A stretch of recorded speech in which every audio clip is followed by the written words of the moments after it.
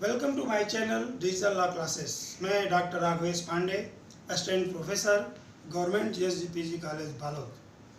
आज मैं आपको आर्बिट्रेशन एंड कंसिलिएशन एक्ट 1996 के सेक्शन 34 के बारे में बताऊंगा। जैसा कि आप सभी लोगों को मालूम है कि जो आर्बिट्रेशन अवार्ड होता है उसके विरुद्ध कोई भी अपील नहीं हो सकती। अवार्ड क्या होता है? फाइनल होता है। उसके बावजूद आर्बिट्रेशन अवार्ड के विरुद्ध आपको इस एक्ट में दो उपचार उपलब्ध हैं।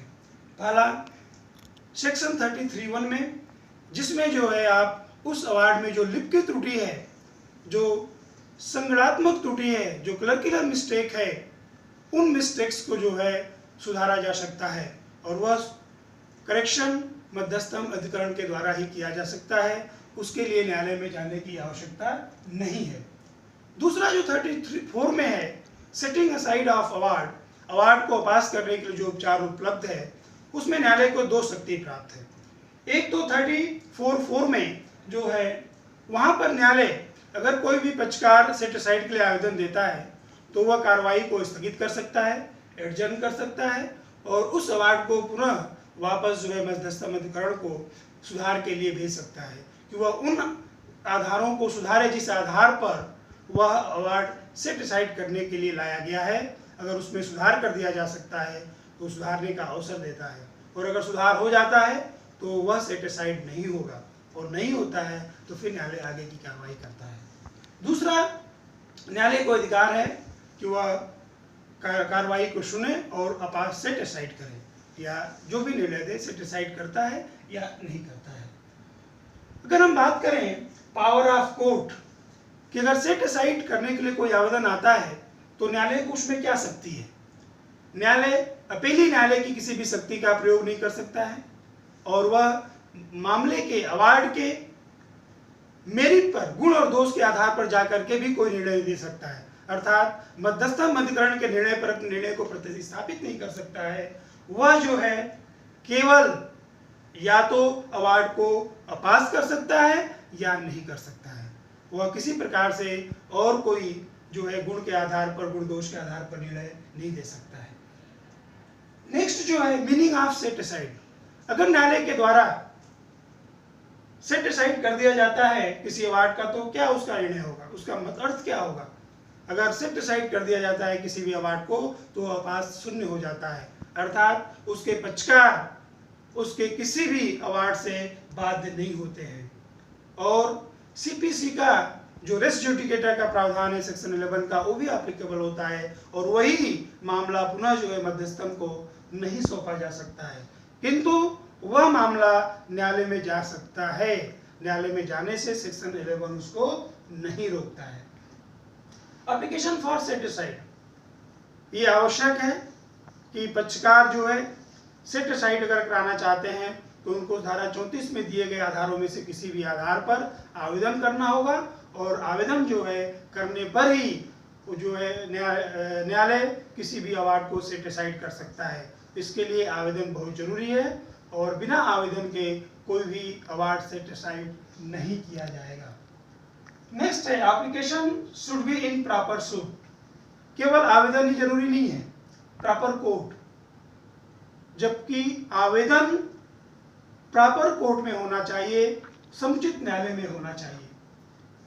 समुचित न्यायालय धारा 2(1) अंग में इसको परिभाषित किया गया है, जो कि उस जिले के मुख्य सिविल न्यायालय का जो जिला जो न्यायालय है उससे संबंधित है, और जहां पर कि कोई मध्यस्थम का अवार्ड पास हुआ है या जहां का बात कारण उत्पन्न हुआ है, वहां पर जो है आवेदन प्रस्तुत किया जा सकता है।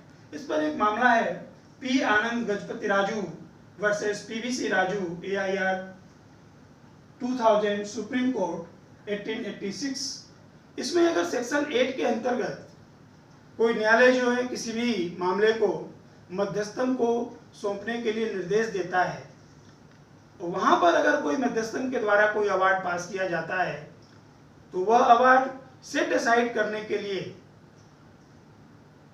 धारा 2(1) अंग में परिभाषित जो न्यायालय है, समुचित न्यायालय, उसी न्यायालय में आवेदन दिया जाएगा, न कि धारा 8 के अंतर्गत जिस न्यायालय ने उसको निर्देशित किया है उस न्यायालय में उसका आवेदन नहीं दिया जाएगा, अगर वह न्यायालय धारा 8 के अंतर्गत नहीं आता है तो, और आता है तो फिर उसमें भी दिया जा सकता है। टाइम फॉर एप्लीकेशन सेक्शन 34(3) में ये बताया गया है कि कितने समय के अंतर्गत आप जो है सेट असाइड के लिए आवेदन दे सकते हैं। तो जब आपको निर्णय प्राप्त हुआ है या 33(1) में जो करेक्शन के लिए आवेदन दिया गया है और उस आवेदन के निराकरण से 3 महीने तक आप जो है सेट असाइड के लिए आवेदन कर सकते हैं, और यदि उस 3 महीने तक आपने आवेदन नहीं किया फिर भी न्यायालय को समुचित कारण बताने पर न्यायालय 30 दिन की समयावधि और बढ़ा सकता है। ये 30 डेज की समयावधि टोटल न्यायालय के विवेकाधिकार पर निर्धारित है। इसके बाद हम देखेंगे ग्राउंड, कौन कौन से ग्राउंड्स हैं जिन पर कोई भी आर्बिट्रल अवार्ड जो है पास किया जा सकता है। सबसे पहला है इनकैपेसिटी ऑफ पार्टीज, पक्षकारों की असमर्थता। अगर कोई भी पक्षकार अवयस्क है, अनसाउंड माइंड है और वह अपने हितों की रक्षा नहीं कर सकता है तो उस आधार पर अवार्ड को अपास कराया जा सकता है। आर्बिट्रेशन एंड ट्रांसलेशन एक्ट में संरक्षक की नियुक्ति का प्रावधान है, और अगर ऐसे व्यक्ति के लिए संरक्षक की नियुक्ति हो गई है तब उस आधार पर अपास नहीं हो सकता है। लेकिन अगर संरक्षक की नियुक्ति नहीं हुई है तो व्यक्ति अपने हितों की रक्षा करने में असमर्थ होता है और उस असमर्थता के आधार पर अवार्ड को अपास कराया जा सकता है। दूसरा ग्राउंड है इनवैलिडिटी ऑफ आर्बिट्रल एग्रीमेंट। जो आपको मालूम है कि मध्यस्थम के लिए मध्यस्थम करार का होना आवश्यक है और वह करार विधि मान्य होना चाहिए। यदि वह आर्बिट्रल एग्रीमेंट ही अवैध है तो वहां पर उसके द्वारा कोई भी अवार्ड अगर पास किया जाता है उसके बेस पर तो अवार्ड भी अपास कराया जा सकता है। अगर कोई भी आर्बिट्रल एग्रीमेंट अवैध है कि नहीं है इसके लिए हम संविदा विधि के जो प्रोविजंस है उनको दे सकते हैं। संविदा के जो प्रावधान है जिन बेस पर कि कोई भी संविदा वैध होती है अवैध होती है उनके द्वारा भी जो है आर्बिट्रल एग्रीमेंट को लागू किया जा सकता है। थर्ड है नो नोटिस टू पार्टी।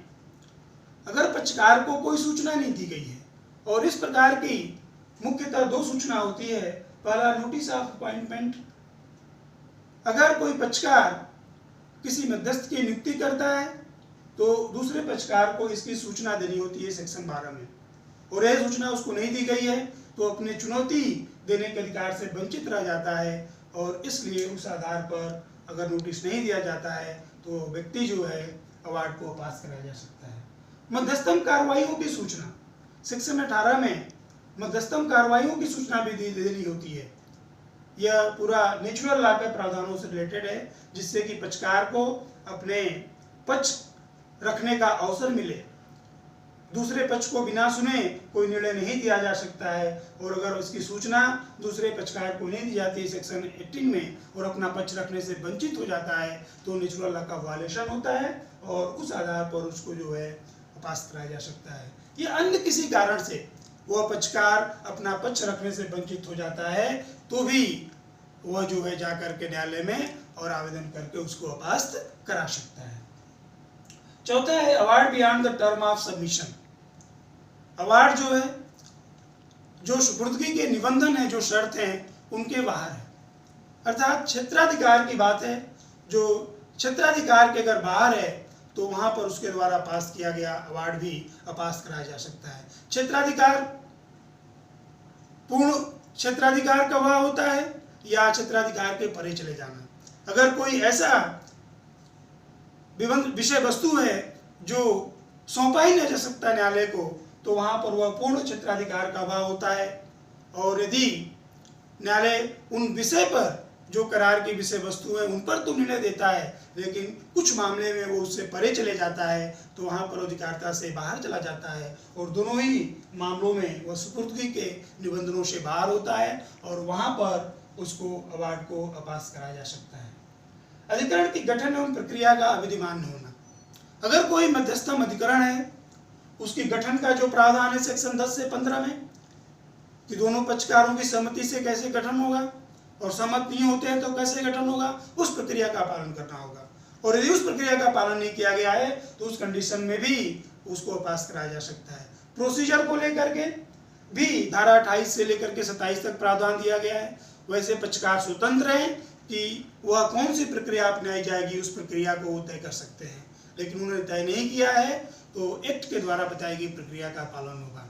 लेकिन अगर दोनों अविधि मान्य है तो उस स्थिति में अवार्ड को अपास्त कराया जा सकता है गठन और प्रक्रिया के विद्यमान होने के आधार पर। छठवां है विवाद का मध्यस्थम के योग्य न होना। अगर विवाद जो है डिस्प्यूट मध्यस्थम के योग्य नहीं है तो भी अवार्ड अपास कराया जा सकता है। जनरली आपराधिक मामलों को छोड़ करके जो दीवानी मामले होते हैं सिविल केसेस उनको सौंपा जा सकता है, लेकिन सभी सिविल केसेस भी अधिकरण को नहीं सौंपा जा सकता। वह सिविल केसेस जो हैसियत से संबंधित अधिकार रखते हैं, दिवालिया किसी व्यक्ति को घोषित करना है कि नहीं करना है, किसी व्यक्ति की विवाह की विधिमानता का प्रश्न है, तो ऐसे प्रश्न जो है न्यायालय को मध्यस्थम को नहीं सौंपे जा सकते और ये प्रश्न न्यायालय के द्वारा ही निर्णित किए जा सकते हैं, क्योंकि सभी प्रश्न जो है किसी व्यक्ति से स्टेटस से संबंधित रखने वाले हैं। नेक्स्ट है अगेंस्ट पब्लिक पॉलिसी।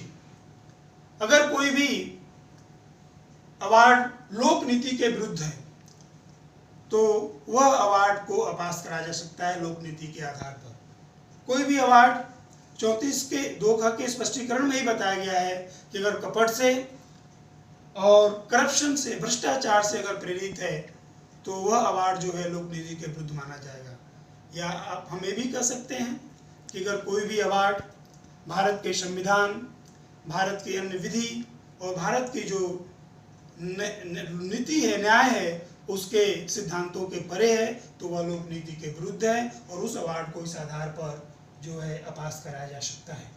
बायस, ये जो आधार है वो 34 में नहीं दिया गया है, लेकिन पक्षपात के आधार पर भी किसी अवार्ड को अपास कराया जा सकता है और ये 13(5) में जो है ये प्रावधान है और वहां से अधिकार आपको मिलता है। अगर 12(3) और 13 सेक्शन 12(3) और 13 में जो प्रोसीजर है, चुनौती आपको देना है और उस चुनौती का आपने प्रयोग किया है, पक्षपात का आरोप लगा करके चैलेंज किया है और आपके चैलेंज को इनकार करके, मना करके मध्यस्थम अधिकरण ने निर्णय पास किया, अवार्ड पास किया है, तो आप 13(5) में उसको पक्षपात के आधार पर चैलेंज कर सकते हैं। तो पक्षपात के आधार पर भी जो है अवार्ड को पास कराया जा सकता है। अनरीजन अवार्ड, ये भी जो है कारण रहित अवार्ड, कारण रहित पंचाट। अगर कोई पंचाट कारण रहित है, उसमें कारण का उल्लेख नहीं किया गया है, तो उसको भी अपास कराया जा सकता है। ये भी आधार 34 में नहीं है, 31(3) सेक्शन से जो है आपको ये पावर मिलता है। 31(3) में कम किया गया है प्रावधान कि किसी भी अवार्ड को पास करते समय उसमें कारण का उल्लेख किया जाना आवश्यक है और यदि उस कारण का उल्लेख नहीं है तो उसको अपास कराया जा सकता है, क्योंकि कारण का उल्लेख करने से नेचुरल जस्टिस, प्राकृतिक न्याय के प्रावधानों का पालन होता है। अगर व्यक्ति इसका पालन करता है तो मनमानेपन से रोका जा सकता है। इसलिए कारण रहित जो है पंचाट का होना जो है अवार्ड को पास कराया जा सकता है इस बेस पर। और लास्ट है मिसकंडक्ट ऑफ आर्बिट्रेटर। जो मध्यस्थम है उनके कदाचार के आधार पर भी, कदाचार से यहाँ मतलब विधिक कदाचार से है। अगर कोई व्यक्ति मध्यस्थम की शर्तों का पालन नहीं करता है, जानबूझ करके कोई लापरवाही करता है और जिससे न्याय का उल्लंघन होता है, तो वह उस आधार पर वह कदाचार के अंतर्गत आएगा और अवार्ड को पास कराया जा सकता है। तो यहाँ पे नैतिक पतन से नहीं, मतलब यहाँ पर विधिक कदाचार से है और कोई व्यक्ति जानबूझ करके जो है ऐसी कोई लापरवाही करता है जिससे न्याय का उल्लंघन होता है और उसको हम मिसकंडक्ट मानते हुए और उसको जो है उस आधार पर अवार्ड को अपास करा सकते हैं।